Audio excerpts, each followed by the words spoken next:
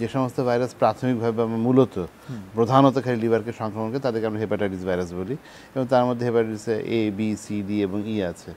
এর মধ্যে বি এবং সি ভাইরাস নিয়ে এত আলোচনার কারণটি হচ্ছে যে এই দুটো ভাইরাস লিভারে দীর্ঘমেয়াদী প্রদাহ বা ক্রনিক হেপাটাইটিস তৈরি করতে পারে, এবং যাদের ক্রনিক হেপাটাইটিস তৈরি হয় লিভারে তাদের কারো কারো লিভার সিরোসিস হয়ে যায়। যেমন আতিক ভাই বলছিলেন যে লিভারে স্কার টিস্যু তৈরি হয়, লিভারের কোষগুলো স্কার টিস্যুতে রিপ্লেসড হয়ে যায় এবং লিভারে সিরোসিস বা লিভার পার্মানেন্ট ড্যামেজ তো লিভার ক্যান্সার হতে পারে। অর্থাৎ হেপাটাইটিস বি এবং সি ভাইরাস হচ্ছে এমন দুটো ভাইরাস যেটি লিভারে ক্যান্সার পর্যন্ত নিয়ে যেতে পারে।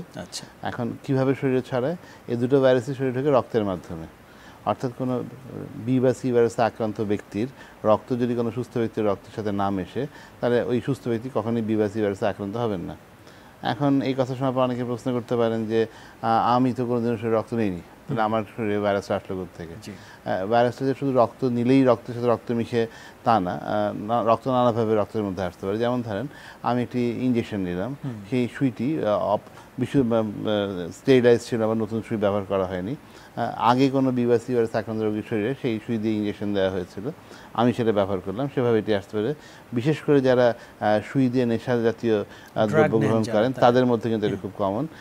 আমরা দেখেছি যে একসময় আপনার খেয়াল আছে হয়তো যে আমাদের দেশে যে নাপিতের দোকানগুলো ছিল সেখানে যে রেজার খুর ব্যবহার করা হতো সেটি একটি পার্মানেন্ট খুর ছিল, একটু গরম পানিতে চুবিয়ে আবার ব্যবহার করা হতো।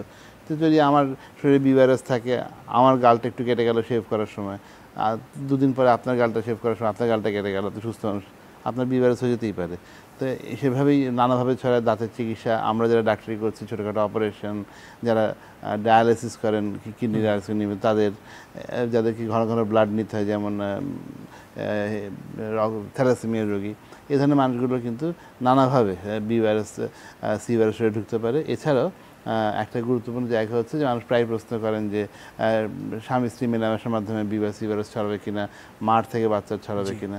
এই ব্যাপারে কিছু সুনির্দিষ্ট আমাদের জানতে হবে যে আসলে মার থেকে বাচ্চার বি ভাইরাস ছড়াতেই পারে, কিন্তু ঢাকা বড় বিষয় আছে। একজন মহিলা বি ভাইরাস আক্রান্ত তাকে তিনি বাচ্চা নিতে পারবেন তা কিন্তু না।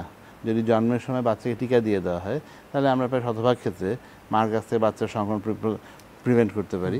এবং যেটি দেখেছি যে যদি মা বা হাজব্যান্ড ওয়াইফ কেউ একজন বি ভাইরাসে আক্রান্ত হন, যদি পার্টনারকে টিকা দিয়ে দেওয়া হয় তাহলে তারা কিন্তু স্বাভাবিক জীবনযাপন করতে পারেন।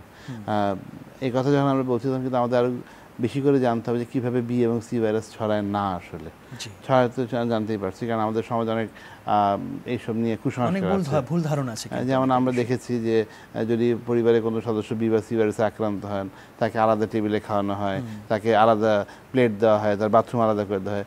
বিষয়টি কিন্তু সেরকম না। হেপাটাইটিস বি এবং সি ভাইরাস এবং কোভিডের মধ্যে গ্রস অমিল আছে। বি ভাইরাস সি ভাইরাস কোভিডের মতো ছড়ায় না। একসাথে চলাফেরা, খাওয়া দাওয়া, ওঠা বসা, একই কাপড় পরা, একই বাথরুমে যাওয়া, একই প্লেটে খাওয়া, একই চায়ের কাপে খাওয়া, এভাবে হেপাটাইটিস বি এবং সি ভাইরাস ছড়ায় না। তো এই বিষয়গুলো আমাদের মনে রাখতে হবে। হ্যান্ডশেক করছি, কোলাকুলি করছি না, বি এবং সি ভাইরাস ছড়াবে না। তো এই জিনিসগুলো একটু জানা খুবই জরুরি, যে কীভাবে ছড়ায় তো বটেই, সেটা জানা যেমন জরুরি, কীভাবে ছড়ায় না সেটাও কিন্তু আমাদের বলতে হবে। যে খুব ভালো হলো যে আসলে এই বিষয়টি অনেকেরই প্রশ্ন থাকে এখানে। ওই জায়গাটা একটু বোধহয় আর একটু ক্লিয়ার করে নেওয়া দরকার, যেটা আপনি একটু টাচ করেছেন কিন্তু আমার কাছেও কনক্লুসিভ হয়নি।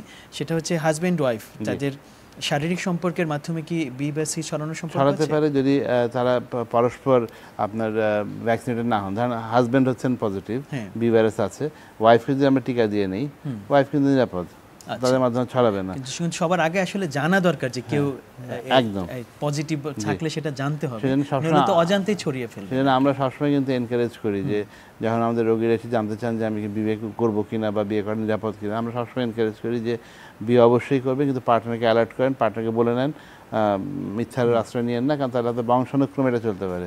আর যদি বলে নেন টিকা দিয়ে দেন, নিরাপদ, তাহলে কোনো অসুবিধা নেই।